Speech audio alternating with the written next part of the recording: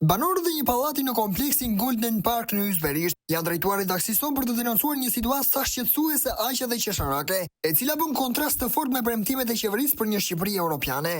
Ata tregojnë se ndërprerjet e furnizimit me ujë janë kthyer në një situatë të përditshme, duke i lënë shpesh pa ujë për orë të tëra, siç ndodhi së fundmi, kur mungesa zgjati mbi 12 orë.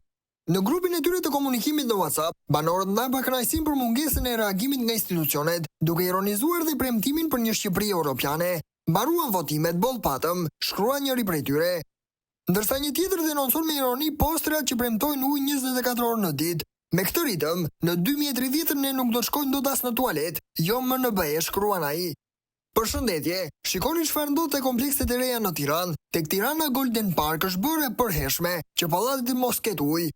Kemi 12 orë pa ujë, me që kemi edhe postrin e Bledi Gonçes, që premton ujë 24 në 24 nëpër kompleks. Në vitin 2030 ne nuk do të shkojmë dot as në banjo, e jo më në BE, shkruan denoncuesi në mesazhin e tij.